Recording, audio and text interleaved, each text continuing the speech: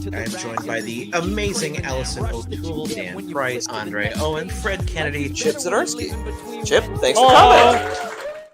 What's up, folks? I'm your host, Konrad, on Wednesday Night Reviews. And on this wonderful Sunday evening, we are joined by Tim and Mike. Guys, thanks so much for coming on. Thank you for having us. Konrad, thanks so much for having us. Absolutely, guys. I'm looking forward to it. The book that you've put together, the second issue, I should say, looks fantastic. And thank you for sending it over. Thanks. Just to get everything started, I guess, Tim, we'll start with you. Tim, for the folks at home who've never seen your face, never heard your name, who is Tim Radicki? If I'm saying that wrong, by the way, correct me. Oh, you got it. Yeah. Good question. Who am I? That's an existential question. Writer. So typically writing Superbud, our first book, and now Grave Brigade. We also have a book called Last House on Gallows Hill, and that was an all ages horror book. So co-writer with this guy over here, Mike Dean. He and I met in college. We've been writing together ever since, which was a long time ago. We started writing for like TV, film, making our own videos, and both lifelong comics fans, so found our way over to comics. Right on. And Mike, same question to you. Who is Mike Dean? Well, first off, I corroborate everything he said. That's good. Thank you. I'm a writer, filmmaker. I would like to say pretty good cook, and definitely a lover of all things nerd culture. Beauty. And then for whomever would like to answer it, the book we're here to talk about, of course, being Grave Brigade issue 2. Folks, what is this horrifying looking book that we're talking about? I like to always, when I start explaining it to people, the log line is, of course, a group of off the books World War II soldiers are fighting across Europe against the monsters and creatures that are sort of powered by or created by the Axis powers, and more specifically, the occult forces of the Nazis. But the easiest way I describe it to people is it's like Inglourious Bastards versus the Universal Monsters. Beauty. I mean, that's a fantastic tagline. Lets people know what they're getting into right away. I like that. So first things to note, there is 48 hours to go in the campaign. So we are at the tail end of it. You've got 61 backers, and in Canadian dollars, you have raised 3,744 of a goal of 3,465. Now, my understanding, y'all are both in England, correct? No, we're both in the U.S. In the U.S. Thank you. My apologies. So I'm guessing the campaign goal is 2,000 or 2,500? Correct. 2,500. Yeah. Perfect. And you've surpassed it by something like $120. Congratulations. Yeah. Thanks so much. Yeah. Hopefully still going here with 48 hours left. We want to keep it going. Exactly. Stretch goals away, get as much backer as you can, build up as much little capital for extra printing, promotion for the next one, all the good stuff. I guess to start with, given sort of the later time period we're in for this campaign for you guys, one of the things that I like to ask, because I think it's kind of cool, is of these backers, do you know how many are returning, how many are brand new to you, and that kind of information? We do have the backer report, and we can check that. And I would guess that the returning statistics are roughly 75%. Tim, maybe you know better than I do. Yeah, that's what I would estimate. Yeah. And then that's like a collection over not just our first Grave Brigade pitch, but also when we did a Kickstarter for Superbud as well. So there's some crossover. So yeah, I think about 70 to 75% are returning backers, which is really great. And then we are picking up some new backers here or there. We do have a really great tier to jump on. You can get both issue 1 and 2 digitally for $5. So that's a great way to catch new readers. A lot of people are interested in a digital copy, so to get that for $5, you can get both issues. Hell yeah, that is fantastic. And You know what? You've already touched on sort of a big question that I like to ask, which is what are the people going to be getting from the campaign? So for the folks out there, as Tim has said, $5 gets you the first 2 issues. Wonderful. You've got 16 people already in on it. That way they can read it on their phones. They don't have to wait for it to ship out to them. Love it. Then I guess for the campaign itself, I'm also curious, what kind of things have you guys done or found rather over doing this campaign compared to your previous ones that's new to you or interesting? It's a good question. I feel like there's been some changes on the back end of Kickstarter, which has kind of been a new thing for us. So you can carry over previous pledges. So if we were going to offer the same thing, we could just carry it over where you used to have to create it all over again. There's a lot more add-ons now, which is really cool. So a lot of the things they've been doing have made it a little bit easier for us. And then just the nature of like doing a sequel, we do have a lot of that built already, so we could just copy and paste it in. Actually, one of the newest features that I noticed that we haven't particularly tried to market in any way, because we definitely prefer not to do it this way, but Kickstarter now has a feature where for certain tiers, you can enable late pledging. So I don't think that it helps in terms of like getting to your goal. If you didn't reach your goal, you didn't reach it. But for those who maybe missed it by a day or an hour, I remember I had some friends last year when we did the first Kickstarter who was like the week after, go like, oh, I just saw this. For some reason, my Google alert didn't go off. And now there is a late pledge feature. I think we only enabled it for a handful of the rewards and not some of the bigger ones. But definitely the digital rewards. So if you're just looking to read it and you want to just grab, the first 2 issues digitally, that will be an option. I don't know how long it goes. I didn't see that in the functionality when we were creating the rewards, but I thought that was a really interesting new feature that Kickstarter started. Yeah. That's cool. I mean, in my last interview I did, one of the things that I liked, and I think is a fundamentally good change, that change specifically is, in the last interview the guy mentioned to me, the way he runs his campaigns, the book is done. He sent me the full copy. I've read it. Wonderful stuff. So basically what he's doing is just getting the funding to print and ship it to people who want to buy it. And what I thought was cool is because of that extra long sort of backing ability, he is allowed to go in and just say, hey, this is the date I'm going to get the money, and probably a week after that I will have it printed. So up until that day, if you want to pledge late, and you can get the book. And I hope and foresee, especially if you're offering digital tiers like you guys are, you could just kind of indefinitely leave it open, and then someone could walk over and just go, oh, buy my book. Mm-hmm. I hope. I think that would be fantastic. Yeah, I feel like that might be the future of it, Yeah. You don't have to have your own e-commerce site to just have that open. And I think a lot of that comes from some of the other crowdfunding platforms. I'm not as familiar with those, but I think like Indiegogo or Zoop, like some of those have had that for a while, where you can just leave it open and people are running campaigns indefinitely, just, almost using it as like a pay-as-you-go kind of thing. Oh, 100%. And I mean, yeah, that way people can get the first 2 issues, no problem. $5, easy peasy.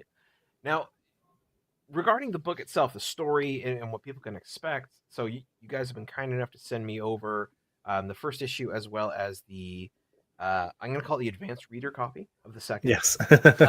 I've read them. I like them quite a lot. I think the art style is very interesting. Obviously quite gruesome, given the nature of what this is about. But what I wanted to ask was, in the opening of the first issue, and I don't believe you've got it in the campaign, would you be alright if I showed the first Yeah, of course. Yeah. critical slide? Okay, cool. Yeah. Let me hop over here. Readers, avert your eyes if you don't like offensive language. Oh, it's not that. Let me see if I can get Okay. So the what I highly enjoyed was just the first two tabs. So I'm gonna share this tab. We're gonna see this, but fine. So the comic opens up France 1942, middle of a battlefield. This is Graves. He's not doing well.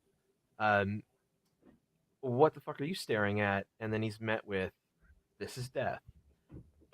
I want to start by saying, guys, this is death, and this is Graves, this is death. Fantastic writing and delivery.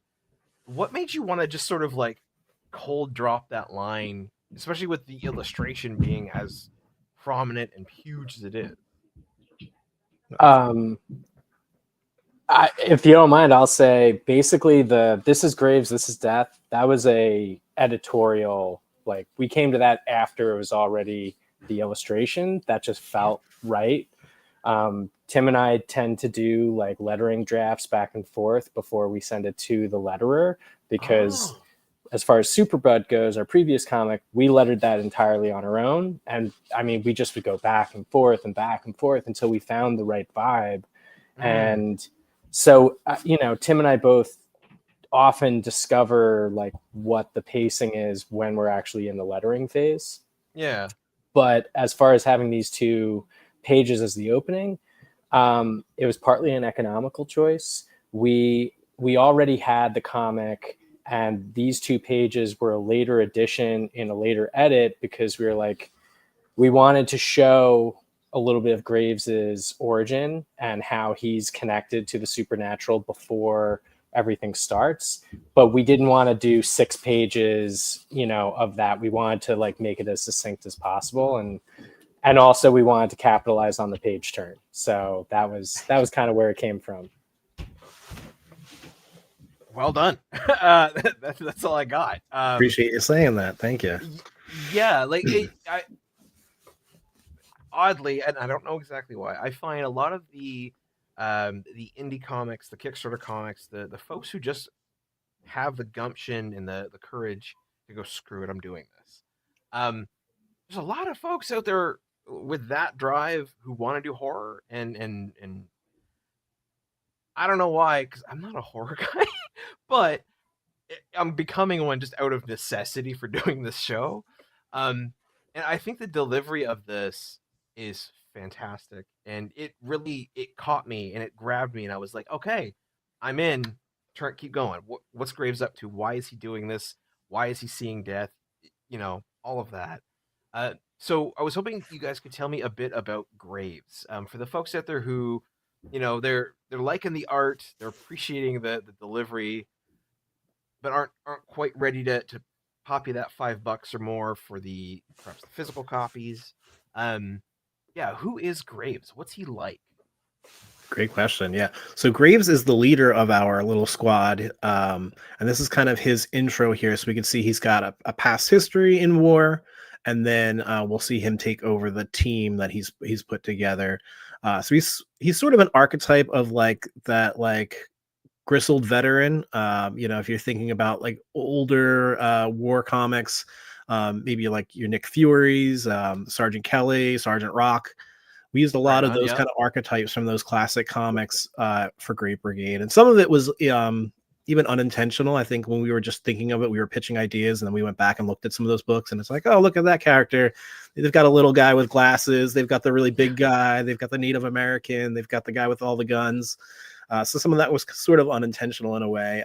But then to play on that, just so we could just jump into it right away, one of the things when we were pitching this story was we wanted something that was just like balls to the wall, a lot of violence, a lot of action right away that we didn't need to like slow play. So to kind of build on people's understanding of how this team would operate just naturally from their history in other comics. So we built on that. So I say Graves is kind of like the like down and dirty type of leader. He has a moral compass, but it might not be the traditional moral compass. So he's willing to make sacrifices, make decisions based on his mission, and that's always going to be his driving force. I like it. Mike, anything to add on that note? No, I think Tim nailed it. I think, just going off the first 2 pages, it's just and you actually get a taste of it in the beginning of issue 2. He is vigilant in his belief about what he saw on the battlefield, and that's what makes him the ideal leader for this. Is he's not willing to be like, oh, I must have been crazy, it must have been, you know, shock or PTSD. He knows what he saw, and that makes him, you know, the perfect leader for this. I did like that scene a lot, by the way, because of how the direction of this book you guys have taken when it comes to things like the occult and monsters. The fact that you didn't worry about someone being, oh, I must have been seeing things. It was, you know, concussion, it's PTSD, it's shell shock. You're like, nah, it's like this guy knows. He's in this now. I appreciate that a lot. I think it's super cool. And what I did want to ask, because you mentioned sort of the similarity of the characters, and as this particular scene unfolds, and I'm not going to share any more in it because I think spoilers, let's not do that.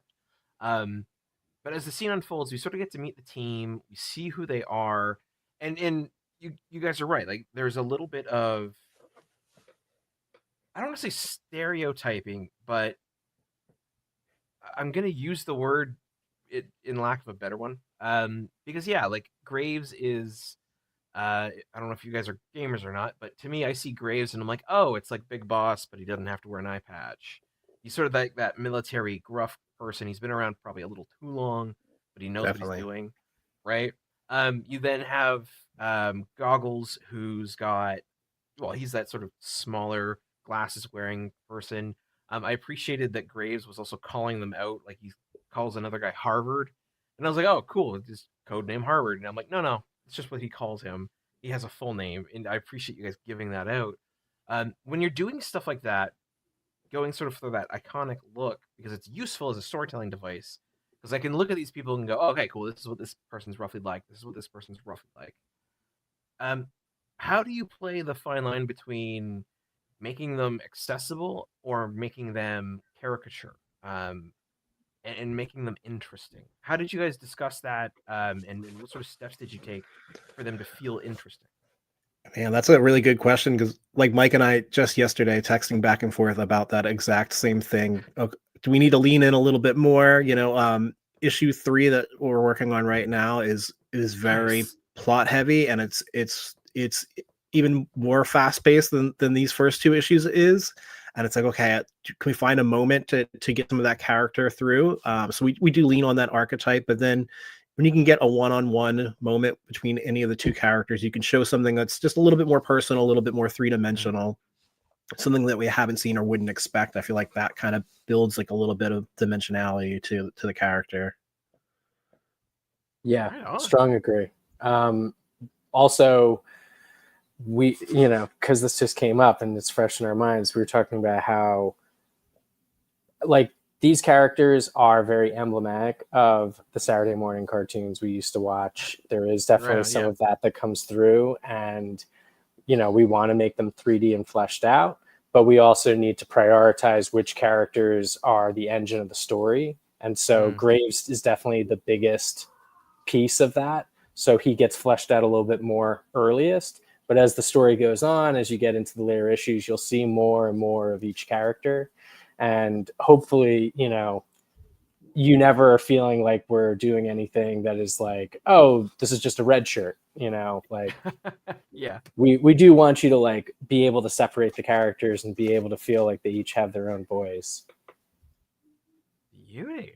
And one question that I often end up asking on a team when it's a single writer and a single artist, so I'm curious how it plays out because you both write the book. When it comes to the art and the layout of the pages, often the question I ask is, to the singular writer, how much freedom and artistic freedom did you give the artist to render the pages, set up paneling? Were you super like, this is the panel I wanted, this is where it should live on the page, this is what it should do? Or are you more sort of a loose style? Now, with 2 of you, how do you communicate what you want the page to look like? And then how much of that freedom did you give to your artist? I mean, we learned a lot along the way. You know, this is not our second comic, so we've sort of, hit a lot of the road bumps as we go. When we first started with Superbud, we were very like, hey, here's the script. And we're like, just do whatever you want.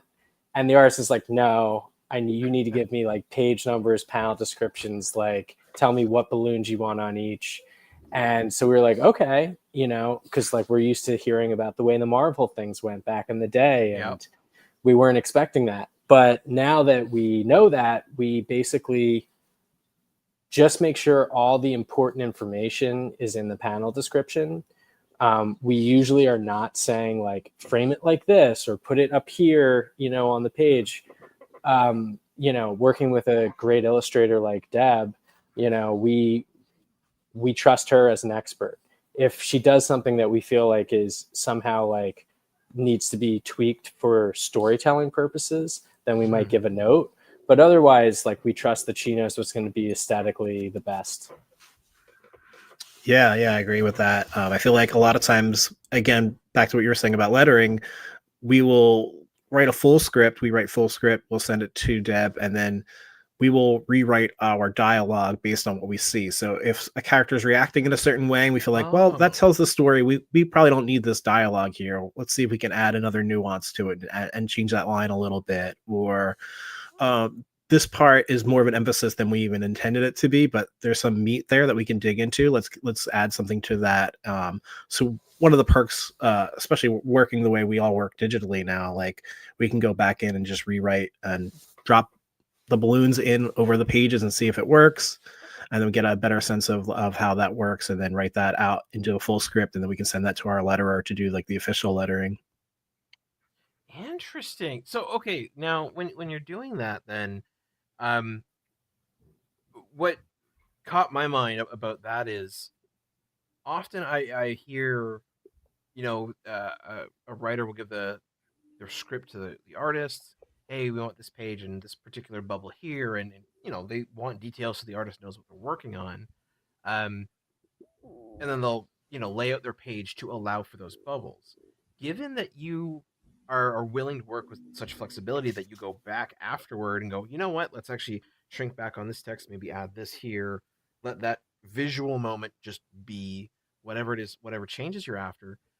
Have you run into moments where all of a sudden you decide to change where a bubble is or whatever, and it changes the way that the composition comes around on Deborah's end? Because if she's planned for something like for instance, for this panel here, if the plan was to have a larger block of text, right, there's space for it.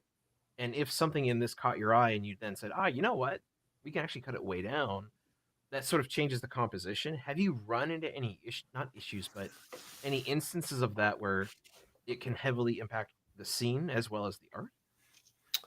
I feel like less so for the lettering, but maybe just for storytelling purposes. We've gotten pages back. Recently, we went back and changed something, I think like a month or two after Deb had finished it. And we were like, it's just when we're going through it all, something just isn't working with the pacing of it. We wanted to give one of the smaller panels more room, and we made that a little bit bigger. We changed the composition a little bit. She was really great. She went back and changed it after she had already completed the book, just to kind of make sure that we had what we wanted. But it's, at the same time, like everything we're having her draw is an expense to a degree, so we try not to do that too often unless it's really like purposeful and intentional, and we really need it for the story. Right on. Well, go Deborah. And again, you know what? I will flash just the first page of the first book up because it's got her name on it. So that would be. And Tim, you said it earlier for me. Would you be so kind as to say Deborah's full name? Oh, I've never heard her pronounce it. So I'm gonna do my best, but I always say Deborah Lancia, but I don't know if that's right. I always say Deborah Lanchinase. You took, but I could be wrong. I did, yeah, but that doesn't mean I'm right. That's true. You should see me try to order something when I'm there. It doesn't go well. See, my brain goes Lanchinese. So, you know what? We all might be wrong. But Deborah is a fantastic illustrator. She absolutely is. I think that kind of team flexibility is super cool. And I have yet, at least to speak about it, to my knowledge, meet someone who has that flexibility, and willingness to change sort of layout basically so late in the process. So very interesting, gentlemen. Thank you. Yeah, and that we were already sending that. I think we had sent most of the pages to our colorist Arthur, and I don't think we had that page colored specifically, but we were like right up to that line to go, okay, if we're gonna change this, let's make sure we have it happen right now. Tim and I, like, because we come from a film background, I kind of always think of it in film terms. And as much as Tim and I are the writers and the creators, we're also the producers. So like we are writing it, but we also have to, like, whenever we come to things like this where we have a decision to make, we go like, what's the best thing for the comic? Is it what's going to serve the script? Is it what's going to serve the art? Is it what's going to serve like the budget that we have in place? And, you know, sometimes we're like, yeah, like I remember at one point, maybe it was in issue 1, we added that last 2 pages after also, I think all the art was done. And we were like, yeah, I think we need this like extra hook at the end to sort of like set up what's coming next. And we're like, well, I mean, that's going to put us over this amount of money, or like, you know, it's also going to cost more for this. But we ultimately decided it was necessary for like the success of that first issue. Right on. I mean, you know what? The willingness to do that. Also, thankfully, the budget between the two of you to be able to afford it, fantastic. I love hearing about stuff like that because it speaks to how determined you are to make sure that this book is as good as possible, so that when people get it, they are jazzed about it. Because I'm not gonna lie, like when I got the first book and I read through it, like the first 2 pages there with Graves and Death caught me, and then like the whole book just has a really good flow to it that takes you from that first panel all the way to the end. And like the last 2 pages there where you sort of get a peek at what's coming, it's just enough to be like, hey, where's the next one? How do I get it? Where do I find it? Awesome. Oh yeah. That being said, gentlemen, really quickly, Tim, it's Michael Odin. What up, friend? Nice. Thanks for joining, Michael. Right on. Michael, if you want to help me out and ask these guys some interesting questions, go for it. Drop it in the chat. I will be happy to pass it along. So we're almost at 30 minutes. I don't have any weird or quirky questions that have come up off the top of my head. So, gentlemen, if you'd be so kind, can we sort of walk through the tiers so that way people know what they're getting themselves into when it comes to getting the book? Absolutely. Perfect. Let me just bring this up here. So you do, as always, and I always think it's a good idea, have the pledge without a reward. So if someone doesn't want the book for some reason, but they want to give you some cash, they can do that. They can give you $1. They could give you, well, I'll hold this as long as it lets me go, I guess. A whole bunch of money. I've never tested that. Yeah, I mean, whatever. How far does it go? 9. Really far. Woof. Wow. Well, that'd be useful. But yeah, see, earlier you guys mentioned you've got the digital reward, which is the first 2 for $5 US, $7 Canadian. And again, it's digital. So when it's done and the campaign is over, people can get it in their email. Can you walk us through the rest, though? Yeah, absolutely. So we have the issue 2 physical copy if you just want that one issue, nothing else. But you'll also get the digital version of issue 1 so you can catch up. Cool. Yeah, so we, Tim and I want people to be able to be into this as a series. So we'll probably continue as we move forward. If we do another Kickstarter, always make the digital back issues as accessible as possible as you continue to pledge for the physical ones. And then, of course, we have the issue 1 and 2 physical, and that's both the, main covers. We have a variant cover that Deb did for us for issue 2. Also, you mentioned Deb's art. Her variants are my favorite thing that she does. Like, she does great covers, and then when she puts out these variants, I'm always just like, oh, I almost wish this was the main cover now. But I love that we get to offer it as like this fun Kickstarter thing. Then we have the variant cover from, then we have both versions of issue 2, the main cover and the variant. Then we have both versions of the variant cover. So that's the issue 1 variant cover as well as the issue 2 variant cover. Next up, we have the Monster Movie edition, which Tim and I loved putting together for the first one. And we were like, well, we got to bring it back for issue 2. And that's where we do the whole thing in a hardcover. And we do it with a black and white interior as a little homage to the Universal monster movies. Then we have our kitchen sink bundle, which gets you all the main cover, the variant cover, gets you the hardcover edition. And then we also throw in, obviously, the digitals for issue 1 and 2. And we also have custom Grave Brigade dog tags that we designed and got made up. Which everybody seems to always find those like a fun little addition. Yeah, we had some good reviews on those for the first issue. People seem to really like those. It's something unique, so definitely cool to do. Then we have both versions of the hardcovers as a dual pack. Oh, right on. And then I'm seeing not available in your country, unfortunately. I'm sorry.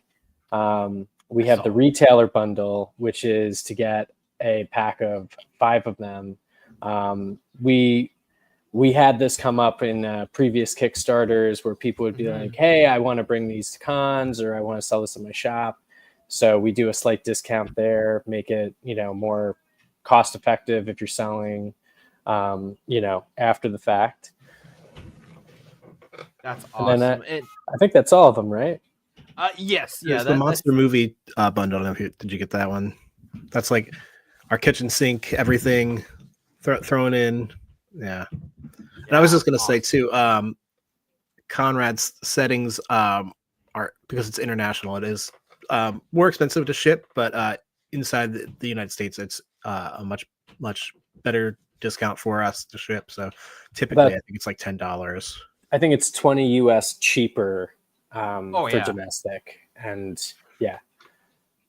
Oh yeah, that is unfortunately, the one thing, I am Canadian. I'm in the GTA, the Toronto area, so just north of New York, and shipping over the border can sometimes not be fantastic. Crazy how much more expensive it is. Yeah.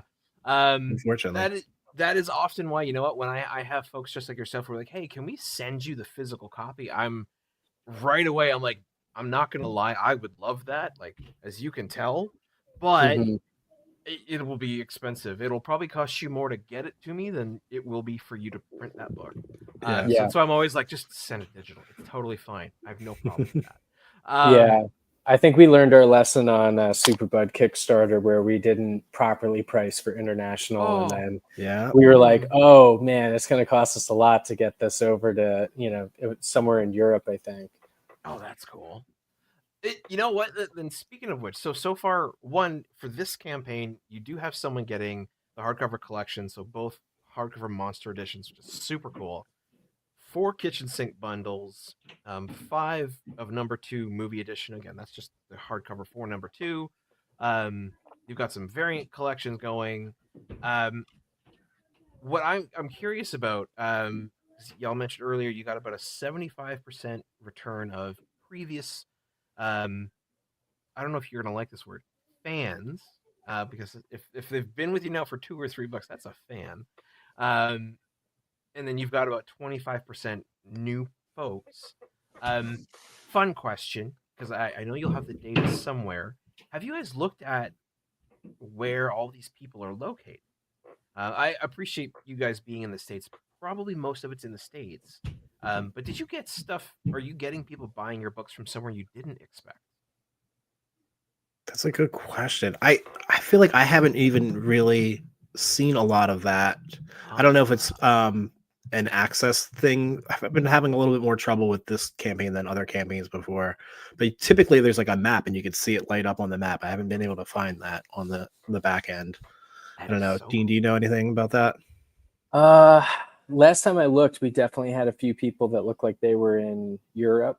But I don't remember what the the map image was, because I remember seeing that on the last one too. I'm seeing if I can pull it up real quick. Yeah, but please do. I think it's such a cool thing, because what Kickstarter has done, and maybe you guys can speak on this, but if you guys were doing this in the age before Kickstarter, right, you would have to hire a local artist. Obviously, it's who you can connect with. You would have to print locally, which, I mean, I would hope you'd do anyway, but you can print from anywhere and they can ship it to you. And then folks can come and watch this show. They can come and watch your other interviews. They could follow you on social media, which I'm going to have you guys shout out soon. And they can get your stuff, and now they can order it from anywhere. And I think that is fantastic. So I like that you get to see it sort of on a map of where it is, instead of just being, I wouldn't say stuck local, but having a bigger challenge getting international. Yeah, that's huge. A lot of people have been asking about that too. Like, oh, why does it seem like if comics are maybe down right now, why is it that there's so many indie comics? And I think that's a really big part of it, is just, the ability to connect with people digitally, both, fellow artists as well as fans around the world and across all borders is really great. And it's made it, more affordable in ways where you can find people to work with that maybe their page rate is a little bit cheaper than it might be in your home country. Printing costs can be cheaper if you're printing overseas. We do all of our printing here in the US. We like to do digital printing, and we do smaller print runs, so it's more affordable for us to ship it that way. Right on. But people are doing, international shipping, which made it a really great thing. To be able to do press internationally, like all that stuff is really great. And then I think like the biggest thing is just having something like Kickstarter, where you could really advertise and not have to sell show to show, con to con, store to store. We could really like hit it all at once. Wow. All right, guys, I got some fun info here for us. Ooh. For one thing, I was incorrect when I said what the number was of returning backers. We're actually only 48% returning backers, most of which were from Grave Brigade issue 1. So we actually have a 52% new backer rate on this one. Awesome. That's good. Which is pretty exciting. Yeah. And that might not be counting the other campaigns, though, if we were looking at like Last House or Superbud, if they were returning from there. It does count from Superbud. It doesn't count from Last House, because that one was under your name. But I actually can see it's really fascinating that all the extra, I don't remember them having all this data in the past. But yeah, we have 29 backers from Grave Brigade issue 1, 15 backers from Superbud issues 1 to 3, and 10 backers from issue 2 of Superbud. Cool. Yeah. See, like Konrad, you're getting us to dig in a little bit deeper and learn some stuff today. Good. No, that is good. And the fact that more than half of the people getting this, sorry, I appreciate, I just did this and there's just nothing on screen. But I pointed at the campaign on my screen. The fact that people are getting Grave words. Wow. The fact that the folks getting Grave Brigade issues 1 and 2, 52% of them are new. You're reaching new people. That's awesome. That's growth. I love seeing that. Congrats, guys. Thank you. Yeah, that's great. So one of the things that I do get curious about, because the writing process can be sometimes fairly long. Sometimes I've heard people pump out an issue real fast, and it always shocks me. But what is the sort of timeline for you guys to make these issues? I appreciate, like you said earlier, I think Mike said it, that you're almost done issue 3. So from like the starting point of going, okay, guys, we're going to do another issue, to a finished script, say, what's sort of the average that you guys have worked out on over all the different books you've made? Yeah, it's a great question. It's been a while. We started this idea about 10 years ago. I'm thinking maybe even more now, maybe 11 years ago. We had the original pitch for it. We kind of wrote like our one-page summary and Right on. even wrote like a short ashcan version of Great Brigade just to kind of test it out and see what that was like. So we've had the idea for a long time. I think coming off of doing Superbud issue 3, we started really working on it like earnestly. Okay. So Yeah, that yeah. was Okay. during the pandemic, so 2020. So it's Yeah. taken us 5 years to do it. But we wrote them back to back. So we wrote all 5 issues, started doing the art, and then okay. as we would finish issue 1, we'd go back and rewrite issue 2. As we'd finish issue 2, we'd go back and rewrite. So one of the ways that Yep. we work, we probably do more drafts than most people do because of the nature of just a co-creator team of both of us writing. Yeah. We tend to do like 8 or 9 drafts, where I'm sure everybody else is probably like 2 or 3 drafts. I think we did 14 drafts on one of them recently. Yeah, so Whoa. we take our time with it, but that way we are like definitely like, okay, we've got everything down. And like Mike was sharing earlier, we'll even maybe do 8 drafts, send it to the artist, finalize everything, and then go back and do another draft or 2 on dialogue, just making sure that that is exactly what we want after we get the art back. So it's a long process for us, but that way we're happy with what we're doing. I mean, I think that is a solid plan, and the quality of the book speaks to that. I appreciate that. Oh, for Thank sure. you. Like the first issue for sure is this very succinct, solid piece that it pulls you in. Again, massive nerd gamer. One of the earlier games I played in my life is called Legend of Dragoon, and when that game starts up, you're basically dropped in the middle of a war, and it's just go go go, and it wraps you up in the story. That's what this does, and it doesn't let up. It doesn't feel like it has any miscellaneous weird stuff that asks questions and then is never answered. So I am truly fascinated by the process that you guys work with, especially because after the art is done, you go back. So I guess the fun next question, Tim, I believe you mentioned in issue 3 already. So is issue 2 art and everything totally finalized?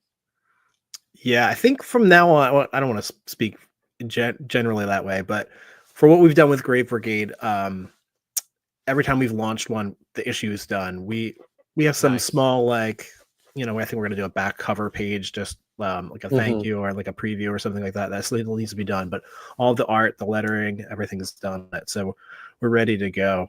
And then for the future, like, we are finalizing our lettering draft right now, so we can send that script to the letterer, but we have the art ready for issue 3. So we're ready to go on that one too. So hopefully that'll be dropping maybe even later this year. Yeah. Oh my and we're god. that we already are in draft 2 of the lettering, so we already have a rough. And honestly, I'm so excited for issue 3. I mean, I love the first 2 issues, but I feel like we did so much world building in those that when we get to issue 3, I feel like it's just so fun. I'm really excited to put that one out next. Fantastic. Are you guys putting out anything between this campaign and issue 3? Is there another TBD. book? I love it. Yeah, there's another Superbud issue, but Great Brigade might beat it out, so we'll see. Okay. So you guys aren't like hard stuck on a plan. You're very fluid with it. Exactly. We want to put out, I mean, it took us a while to ramp up our momentum with these Kickstarters, and we don't want to lose that momentum by going too hard on one project or another. So at this point, we want to just, do what's going to be best for any individual project. And, if something takes longer because it needs to be, more finessed, then we'll allow that. But we don't want that to take away from us, still kind of like just putting stuff out there, because we spent a good 2 or 3 years really amassing, these scripts and this artwork before, because we agreed we didn't want to take big gaps in the future when we were putting out, Right on. these issues. So we invested a lot of time into, and a lot of money into getting ready so that we could just give people a story in a more condensed time period. Beauty. I mean, hey, good art is expensive. It just is the way it is. Good writing, thankfully, as writers, is something that you can do with your time. Um, yeah, I like the way you guys are operating. I hope that the folks out there, whether they're watching live with us now, sometime in the next 48 hours, so that they can click the link below, back the book, and get it. $5 US will get you 2 digital copies. Or you know what? Even if they're watching afterward and they join maybe for the 3rd campaign or whatever, I hope they can appreciate the quality of the product that you're putting out, and just how good the story is. Now, Thank you so much. yeah. Now, one important bit, we've got about 14 minutes left in the hour, is I like to ask, how can people find you? So obviously, like, under my name on here, I've got Konrad, who I am, and then at WNR, my tag online. You guys don't have them up because you're co-creators, of course. Important to let people know who you are and what you got going on. But you know what? Let's say we'll start with Mike. Mike, where's the best place for people to follow you, but also Grave Brigade online? Well, the best place to follow me would be allthings_Mike Dean on Instagram, or allthingsmikedean.com is my website. And as far as following Grave Brigade, at the moment, the best place would be to follow either of our Instagrams. But we recently launched our publishing company, which is Fight or Flight Comics. And we will be starting a social media account specifically for the umbrella of all of our different titles. And we'll have that available soon, as well as a website. Beauty. So, is any of the Fight or Flight live as of yet? No, I don't believe. Googled it, and I'm getting. Let me look. Sure. I don't believe there is, but okay. Well, No, you do that, Tim. You can find ahead. me at Secord-Reitz on Instagram. It's my preferred one. I think there's a Blue Sky and Threads and things like that, but I don't really use those. So check me out on Instagram if you want to hear more about these projects. Maybe you missed this if you're watching this later and you missed the campaign. Best way is to follow Mike or I, so that way you can stay up to date with what we're doing next for Grave Brigade issue 3 or maybe Super Bud in the future. Perfection. Thank you. And I'm actually just going in at the Mike, your Instagram. It's not the real Mike Dean, is it? no, it's allthings_Mike Dean. Okay. You've kept the same. Okay. All things. He's the fake Mike Dean. That's why he didn't get the real Mike exactly. Dean. Oh, perfection. Yeah, Tim is blessed with the unique name that there doesn't happen to be any other people out there. I get Mike Dean, the producer, the music producer. I'll get tagged in his post occasionally. Or one time there was a famous Mike Dean who was a soccer ref, and he must have made a bad call. And there was all these like "fuck Mike Dean" posts that went up on Twitter, and my friends kept sending them to me. Oh my god, it's amazing. I hope that never did any complications for work or anything. But no. I mean, in some ways, it's also lucky, because if you ever wanted to find me, it's probably hard to find me too. True, and all of a sudden, if you've got all this traffic, you've got more hits, more tags, more posts. Yeah, exactly. Your Google search comes up better. That's actually hilarious. I mean, hey, you know what? I've heard it time and time again. What is it? There is no bad publicity, right? That's right. True. It helps you get that job as that soccer ref that time. That's right. So we've got about 10 minutes left. I do want to ask, is there anything about the books that we haven't touched on yet? Any funny stories you guys want to share? Show off your cat on camera too. The cat. Yeah, he's happy to say hi. Nice. He's usually with me when I'm writing a draft. Very happy to sit on my lap. No, sorry, Tim. Why don't you go first? I wish there was some funny stories. No, it's been a lot of fun to make. Great Brigade is like the action comic that we always wanted to read. We sometimes describe it, like Mike said earlier, kind of like it's a Saturday morning cartoon, but it's like an R-rated Saturday morning cartoon.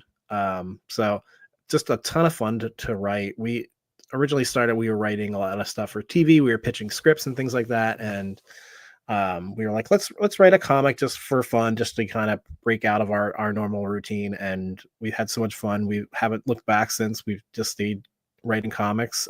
So it's interesting. Okay. It's been a lot of fun for us. So yeah. Awesome. Well, I am glad to hear it.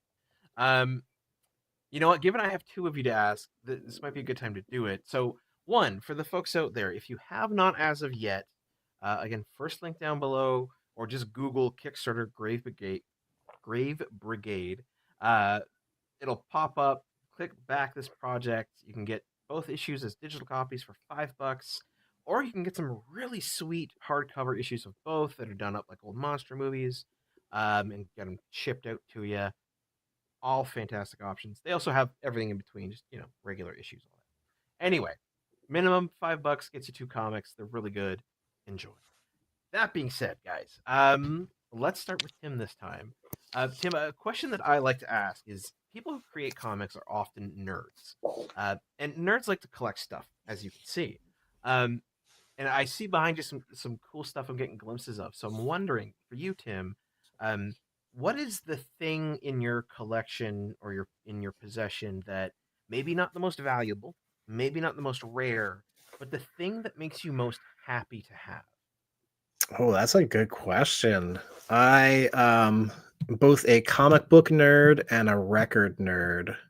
I've tried to cut back on my collecting of both of those things lately. Just running out of space, I know.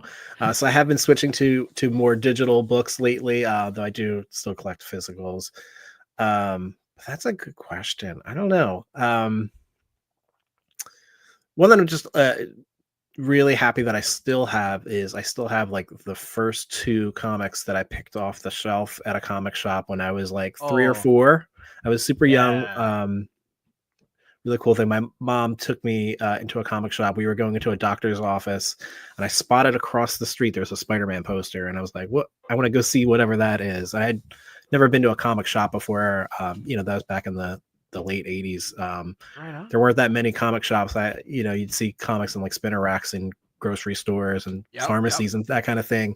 So she took me over to the store. It was like, okay, if you can, survive this doctor's appointment and not make a scene, I'll take you over there. So I picked up a Spider-Man and a Hulk comic, and I still have both of those in my collection. So I think those are pretty cool, and they're beat up, they're ragged now, but I just like having those. Hell yeah, that is super cool. And Mike, what about you? Same question. Maybe not the most valuable, maybe not the most rare, but what's the thing that makes you the most happy? Oh man, that's tough. I'm gonna say this more out of recency bias, but I also, being a big nerd, when I was in like high school or college, I bought a couple of like memorabilia type of swords from like one of those weird websites, and I was cleaning up stuff at my mom's house recently, and I was like, whoa, these are still here. So I brought back with me, I have the Conan sword, which I'm hoping to display soon. I'm sure there are some other things that bring me more joy, but just in the last 2 weeks since I brought it in, occasionally like just taking it out, waving it around my apartment has brought me a lot of joy. So I'll say that. That sounds awesome. That's fantastic. I am curious. So I'll start with Tim.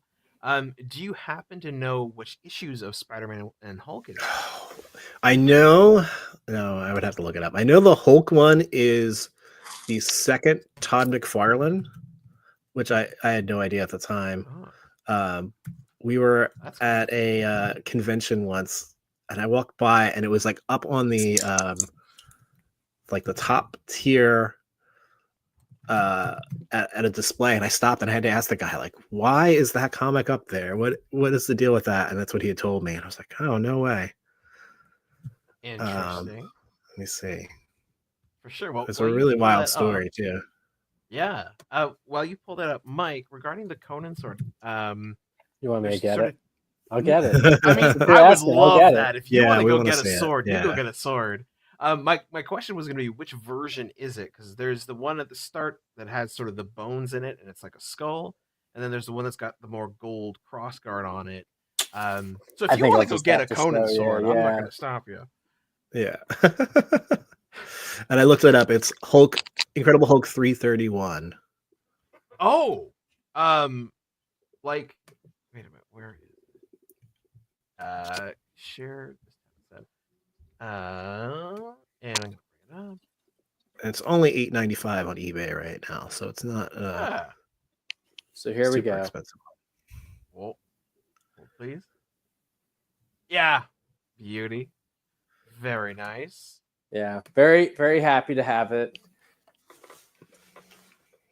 Don't let anybody break into your apartment. You're ready. Exactly. Oh, yeah, exactly. And very nice, Incredible Hulk. That's the cover. Yeah. Yeah. Like, I think those are. I happen to be 33, and both of those things for me are like prime kind of stuff where it's like, yeah, that would be the thing. Like for me, one of my things that I have is a issue of Hellboy, which it's not a particularly like crazy issue. It's the second part of a story called Macoma. It's a 2-issue story. Hellboy goes to Mexico, fights some monsters. You know, but that was the first comic that I actually ever owned, especially of Hellboy, and I'm a big Hellboy fan. Nice. It's just kind of cool. But yeah, Yeah, that's awesome. great. Yeah. Thank you so much for sharing that. This has been a lot of fun. And yeah, Tim, Mike, absolutely. Once again, I want to say thank you so much for taking the time to come on tonight. I have had a blast. Thank you so much for having us. I had a blast. Yeah, Konrad, this has been a lot of fun. Really cool interview. So thanks for having us on, and appreciate not only having us on, but what you're doing here for Indie Comics. It's really cool to have a platform to get out there and promote these kind of books. Awesome. Well, thank you so much, both of you. For future projects, issue 3 of Great Brigade, let me know. Whatever else you want, happy to help. And yes, for the folks at home in YouTube land, again, joining us live now or sometime in the future, one, go find Grave Brigade, issues 1 and 2, or if it's in the future, perhaps issue 3. And as always, like, comment, subscribe, and yeah, we will see you next time. Thanks, Konrad. Golden age to present, digest to oversize. Never miss new comic day, yeah, no surprise. So where's my no prize? Check the letter columns, can't find issue 2. Collector problems, cliffhangers,